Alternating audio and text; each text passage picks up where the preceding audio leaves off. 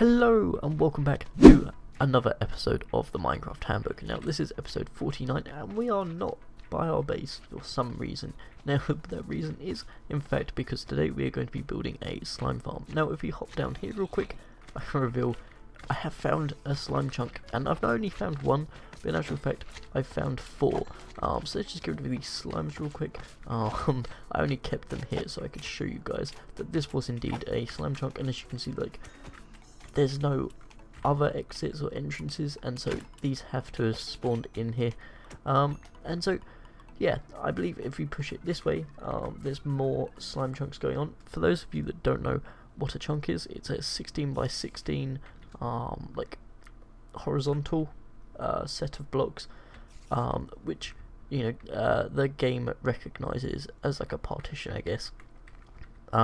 So in this area and between the Y0 and Y40, slimes can spawn, and there's another 3 of these this way. Now in order to make this as efficient as possible, what I'm going to be doing is I'm going to be mining out all the blocks above, because that will mean that the mobs cap can't be taken out by any mobs in between. And then I'm going to push this way, and so we'll have 4 sets of slime chunks, to which we can then run minecarts rails down the sides, and we can do other awesome bits. So I've set up this beacon down here. Now we're not as low as we could be. I think we're at Y26. So I could have been lower, but I kind of just set this up here whilst I was testing to see if slimes would definitely spawn in here, which of course they do. I've set it up with haste 2. You can see that's going to get us going extremely quickly. And I'm going to head up to the surface, and I'm going to start work on the from the top. So in order to turn chunk borders on, you just press F3 and G at the same time. As you can see up there, yellow and blue lines have appeared. Now this will show us all of the borders. So we can see this first chunk. If we just hop out into this chunk real quick, we can see where the next one goes on. And yeah, obviously this means that with the 4 chunks in total, we're gonna have, what is it, like 64 in length, and then 16 wide. I'm gonna have to go slightly more than 16 wide. I'll explain that later, for the purposes of farming the slimes. But anyway guys, I've got the haste 2 set up, and I've also got a second account set up, and that's my camera account. So you won't be able to see it now because it's in spectator mode and you cannot see spectator mode players. However, I will be using that to do somewhat of a time lapse. So yeah, I guess I'll hand it over to the second account whilst I start digging this all out. Alright guys, so what I wanted to do was do a time-lapse chat to kind of explain some of the things I was trying to explain a second ago, and kind of clarify a bit more now that I'm not focusing on the game. So obviously this slime farm is, as I say, made of 4 chunks. I'm going to put a little bit on screen to kind of overlay it and explain this a little bit better. So a chunk is a 16 by 16 area, as I said, and this goes all the way from Y0 all the way up to Y256, which is of course the build limit in Minecraft. Now these chunks are randomly generated, though they'll be the same for every time you reuse the same seed, and it's 1 in 10 chunks can spawn slimes in. This is between Y equals 0 and Y equals 40. So what I've shown on screen is I've extrapolated the whole 16 by 16 chunks going downwards, and you can see them all split up, and you can see I've put in a purple line in there to say Y equals 40. This is the point at which the slimes can spawn onto. I've then also included the calculations for what we're going to be mining out, and there's over 50,000 blocks to be mined out. This is an incredibly crazy build, and yeah, I guess I should get on with mining this out and then show you guys the result.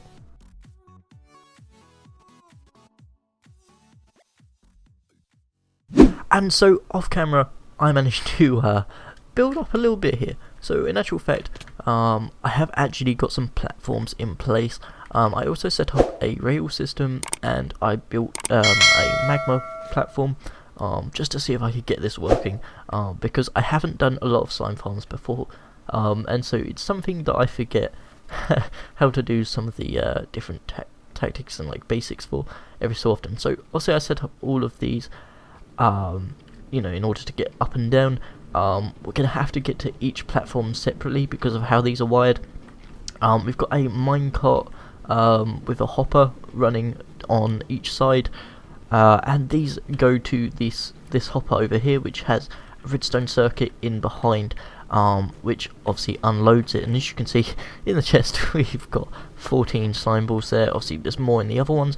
I probably will create some kind of ultimate collection system underneath that, you know, combines them all together, and so we wouldn't have to manually go to each different chest. But the good thing is, you know, that's all in place. In actual fact, I should probably head to the top, and then I can kind of drop in and show you guys just what I mean by this is an insane build. So yeah, obviously I've got tons of platforms going on. Let's just get to the top. It takes so long to climb up these, I always forget. And so probably would prefer to use some kind of elytra system to get down there, but there we go. So I've got these in place, so I know how high I've got to get it. I think the top platform is at level 37. I didn't want to go on level 40. Obviously the farm can be built all the way from Y0 up to Y40, but we're going to stick at Y37, as I think maybe loading in Y40 is going to be slightly problematic. So yeah, as you can see, I've got absolutely tons of blocks. I didn't even bring a crafting table with me.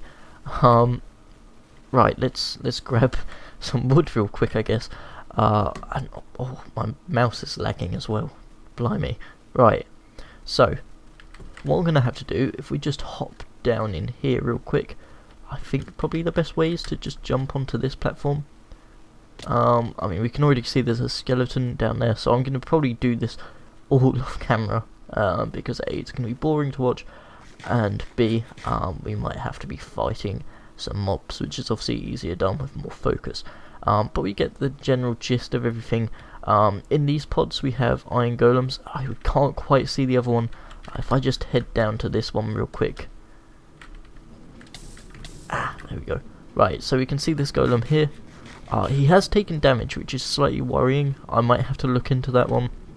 But if we just head across, we can see there's another golem over here. And so what these guys do is they attract the slimes. Obviously slimes hate golems, and so try to attack them. And so by having these here, they obviously drop onto the magma cubes, and then the magma cubes kill the slimes. So guys, I'm going to start throwing in more of the platforms, because obviously the more platforms we have, the more spawning space we can have for the slimes. I'm using jack-o'-lanterns because obviously slimes can spawn on top of that. Glowstone isn't a spawnable block, as zombie died. So glowstone isn't a spawnable block. Torches aren't either.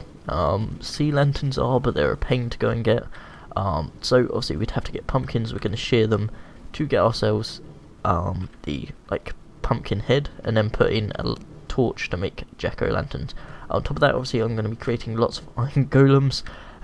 That could be interesting, trying to get all of them in place, because obviously this is such a massive farm.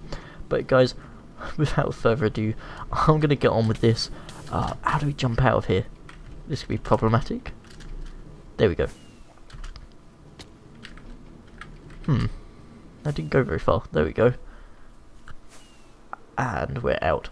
Okay, so what I'm going to do is I'm going to go off camera again, and I'm going to start building all of these platforms up. So not just these ones, but also the ones on this side as well. And then we can look at how the farm has developed once that is done. And so I have got all these sets of platforms in, and this is working rather well. So I have actually also built an AFK station up in the sky, but I'm going to go over some of the basics for this build, as I didn't really clear it up too much earlier. I realised slightly after making the previous clip. So on each level we go up 2.5 blocks. This will allow for the biggest of all slimes to be built, spawning. So we go all the different sizes, and we, as I say, we use the jack-o'-lanterns so that they can still spawn on top of them. This doesn't hinder them spawning too much. And then we've got obviously the iron golems. These are floated, and they alternate between which level they're placed on, and these guys, the slimes can't actually get in, or if they try to go for them, they bat them away, and then obviously they just fall. If I head down this way a little bit more, on this one I have water because I have slight issues with not being able to get anything to kill them down here. But yeah, all of these obviously are activated when you're 24 to 32 blocks away. I have my thing in the sky at 128. That's due to some kind of technical way of how the game loads. Obviously it goes from the bottom up for mobs, and so by filling this up in the way that we have and taking out all the extra blocks, it should only be able to be slimes that spawn in these chunks, so maximising on the mob cap. So yeah, like this Iron Golem I'm a little worried about because he has taken some damage, though I'm not sure if that's stuff that I've done by accident. But yeah, same concept goes on here. Obviously, as I say, this one's on this height, and then the Iron Golem over there, and on this side is one higher. And the reason for doing this is that slimes have a render distance or view distance of 16 blocks. Each pad is about 10, or these ones are 10 wide. The end one is 9 wide, and so no matter where they are, they can always see a golem and will be attracted to go and attack them, and then will obviously fall to their death.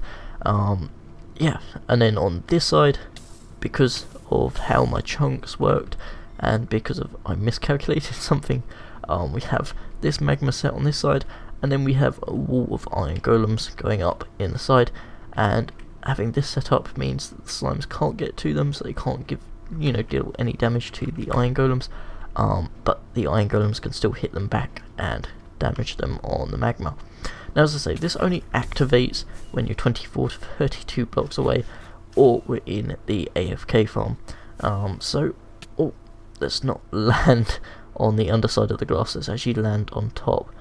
So yeah, when we're up here, it does activate. You can see just from a second ago, there's some slimes down there that are now falling.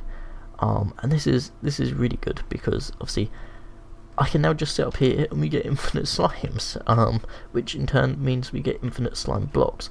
So guys, I hope that clears things up for you. This has been a massive project for me, especially for a single episode. Normally they wouldn't be quite this massive, I'd say, each episode's project, but we probably had to mine out 500,000 blocks for this. So yeah, it certainly was taxing. We'll go with that. Obviously I got to reuse quite a lot of the stone to make all of these platforms, and of course we got tons and tons of resources that we can now store at the base. Apart from that, guys, that's really it. I'm just gonna AFK here now, enjoy myself collecting all of the slimes, and in one of the future videos we'll start making some slime contraptions.